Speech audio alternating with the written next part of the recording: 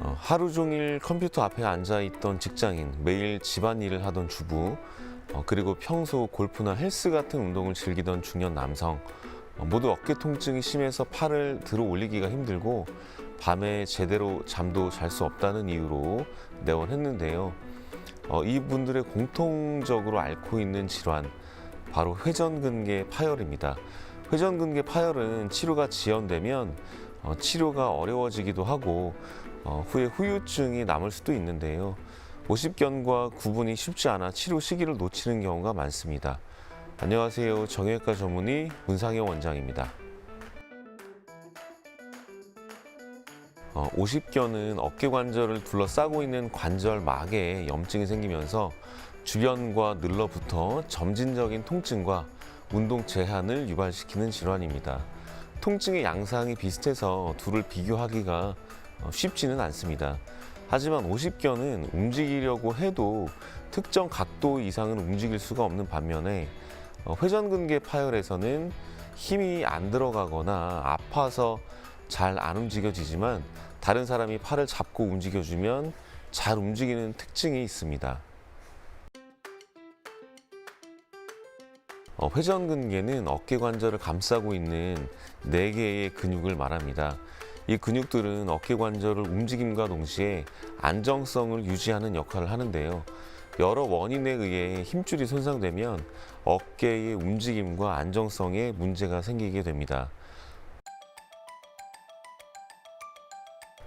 회전근개 손상으로 병원에 오는 환자가 보통 한 해에 100만 명에 가까울 정도로 흔한 질환인데요.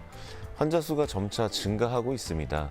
대부분 오랫동안 반복적으로 어깨를 사용하면서 퇴행성 변화에 따라서 자연적으로 파열되는 경우가 많습니다. 팔을 어깨 위로 자주 들어 올리거나 반복적인 동작을 하는 경우, 예를 들면 용접을 하시는 분들이나 도배, 자동차 조립하시는 분들이 회전근개 파열 위험이 있고요. 가사노동을 많이 하시는 주부님들도 생길 수 있습니다.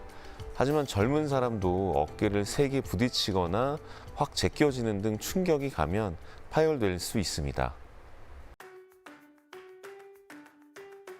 어깨 관절의 앞쪽과 옆쪽에서 팔뚝까지 내려오는 통증이 대표적인 증상입니다.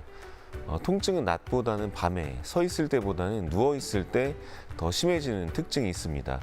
운전하다가 뒷좌석에 있는 가방을 가져오려고 팔을 뒤로 제꼈을 때 뜨끔하는 통증이 생기거나 팔을 들어 올린 채 10초 이상 유지하기가 힘들다면 회전근개 파열을 의심해 봐야 합니다.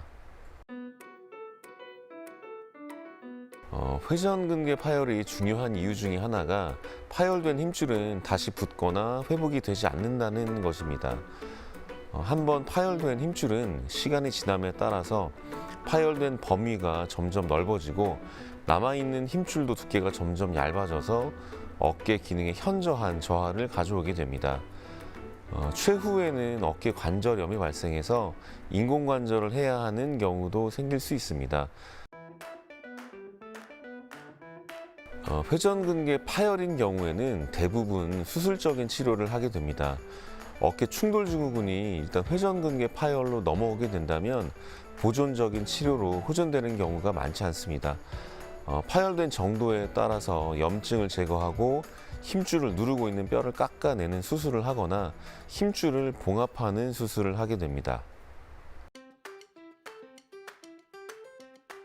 회전근개가 부분 파열됐을 때에는 힘줄을 봉합하지 않고 뼈를 깎아내는 수술을 하게 되는데 정상적인 뼈를 없애는 게 아니라 비정상적으로 자라난 뼈만 깎아내는 수술입니다.